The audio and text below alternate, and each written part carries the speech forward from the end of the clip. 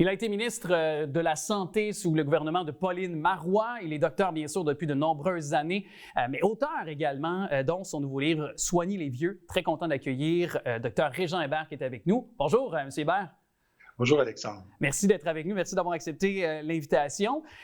Évidemment, vous vous penchez sur plusieurs réformes qui ont été faites dans le domaine de la santé sous plusieurs gouvernements. On n'a qu'à penser le ministre de la Santé à l'époque, premier gouvernement de Jean Charest, Philippe Couillard. Par la suite, le ministre Barrette. Plus tard, évidemment, toujours sous le giron libéral.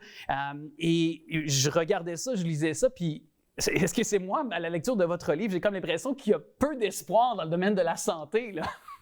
Bien, ces réformes-là, comme celle qui est actuellement à l'étude de l'Assemblée nationale, ce sont des réformes qui vont dans la mauvaise direction et de plus en plus dans la mauvaise direction.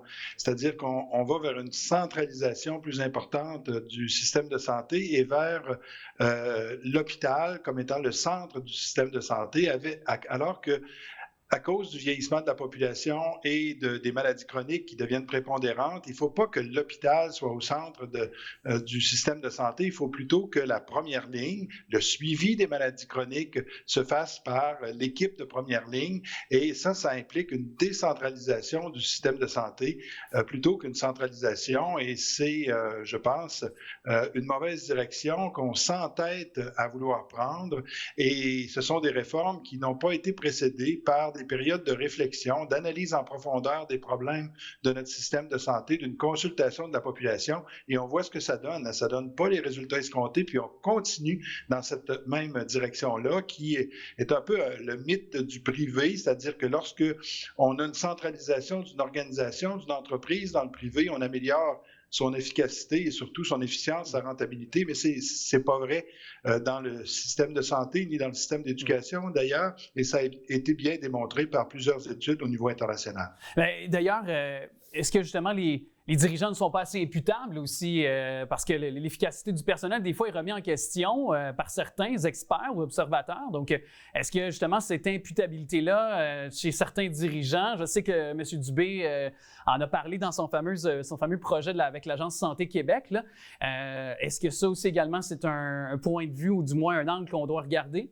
Bien, puisqu'on centralise le système de santé, c'est le ministre, et là, ce sera le directeur de l'Agence Santé Québec qui est imputable, et ça déresponsabilise les dirigeants au niveau local et régional. Vous savez, avant 2003, le directeur du CLSC ou le directeur de l'hôpital allait faire son épicerie, on le rencontrait et on pouvait discuter de certains problèmes de ces organisations-là parce qu'ils étaient des organisations locales. Cette imputabilité directe des citoyens a disparu, d'autant plus qu'on ne retrouve plus de citoyens sur les conseils d'administration. Toute cette implication citoyenne-là a complètement été évacuée par les réformes successives depuis 2003. Oui. Vous en parlez quand même parce que, puis on s'en rend compte, je pense, si on suit le moindrement l'actualité aussi pour le commun des mortels qui nous écoute actuellement, mais si évidemment on lit votre livre, on le comprend encore mieux, c'est qu'il y a un grand rôle de la politique dans la prise de décision là, dans le domaine de la santé, là, de ce qu'on se rend compte aussi, là. Bien, il y a un grand rôle de la politique et je pense que c'est normal parce qu'une bonne partie du budget de l'État est consacrée à la santé et aux services sociaux. Donc, c'est normal que la politique soit impliquée, mais ce qui est pas normal, c'est que des décisions basées sur la politique soient prises pour réformer le système de santé en profondeur. On l'a vu sous Philippe Couillard, on l'a vu sous Barrette, on le voit encore sous M. Dubé. Ce sont des décisions purement politiques qui ne sont pas ancrées dans la science, qui ne sont pas ancrées dans le désir de la population par rapport à son système de santé. Et ça, je pense que c'est une mauvaise façon d'agir politiquement au niveau du système de santé. Vous êtes bien sûr un docteur, vous avez été ministre de la Santé. M. Couillard, bon, on le sait, est un docteur à la base, de même que M. Barrette. Ça va peut-être paraître banal, mais évidemment, M. Dubé est issu du monde des affaires, n'est pas nécessairement du monde... Est-ce qu'on doit absolument être un docteur pour être un bon ministre de la Santé ou... Non, je ne crois pas. Vous savez, Thérèse Lavoie-Roux, Pauline Marois étaient des travailleurs sociaux. Alors, c'est pas un gage de succès d'être un médecin, mais c'est pas non plus un obstacle. Ça devrait pas être un obstacle. Je pense qu'il faut connaître le système de santé pour être capable de le comprendre en profondeur, surtout dans ses grandes orientations. peut-être pas dans sa gestion quotidienne, parce que c'est pas le rôle d'un ministre de gérer quotidiennement le système de santé, mais dans les grandes orientations, je pense que ça aide d'être issu du milieu de la santé et des services sociaux. C'est pas une condition absolument nécessaire.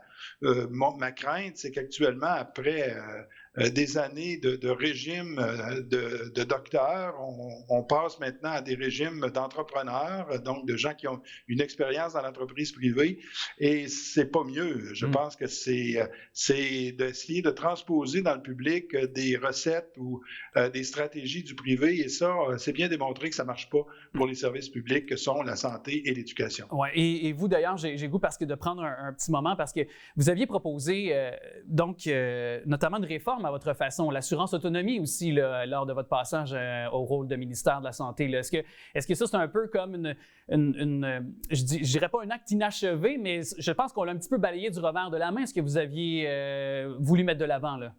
Moi, ce que je voulais mettre de l'avant, ce n'était pas des réformes de structure. Je voulais qu'on améliore le fonctionnement au niveau de la première ligne, de l'accès aux médecins de famille et aux autres professionnels de la santé, au niveau de la prévention, de la promotion de la santé, qui sont des éléments absolument essentiels, incontournables avec l'abondance des maladies chroniques qu'on connaît actuellement, et les soins à domicile. Et pour moi, les soins à domicile vont s'améliorer à partir du moment où on va financer davantage, mais aussi financer autrement, c'est-à-dire plutôt que de financer des établissements qui, en bout de ligne, peut-être consacreront ces sommes au soutien à domicile, on finance directement les individus, les personnes et leurs familles à partir d'un plan de service qui est élaboré par un professionnel. Les familles, les personnes peuvent choisir ce qui va être financé avec l'allocation qu'on leur donne, et cette allocation-là correspond à leur niveau d'autonomie, leur niveau de besoin, leur niveau de service, mais aussi leur niveau de revenu. Et c'était l'essentiel de l'assurance autonomie, qui est un projet qui est mort au feuilleton, mais l'idée n'est pas morte. Je pense qu'elle va ressurgir parce que c'est l'avenue à entreprendre, comme l'ont fait les pays d'Europe continentale, le Japon, la Corée du Sud. Je pense que c'est vers cette direction qu'on pourra avoir de vrais services à domicile, une vraie option, une alternative à l'institution qui actuellement est la priorité, malheureusement, dans les soins aux personnes âgées. Oui, puis vous l'avez tellement bien vulgarisé dans le livre, mais on le sait que de garder nos personnes âgées le plus longtemps possible à la maison, tout le monde en sort gagnant. Puis on voit une cohorte, j'oserais dire, de boomers qui prennent de l'âge et qui, dans 10-15 ans, malheureusement, seront peut-être parmi les membres importants de CHSLD ou autres RPA, donc on doit les garder le plus longtemps possible à la maison. Merci beaucoup, M. Hébert, d'être passé à notre émission. Vraiment un livre fascinant. J'invite les gens à se le procurer, du nom « Soigner les vieux ». Merci beaucoup. Ça m'a fait plaisir. Au revoir.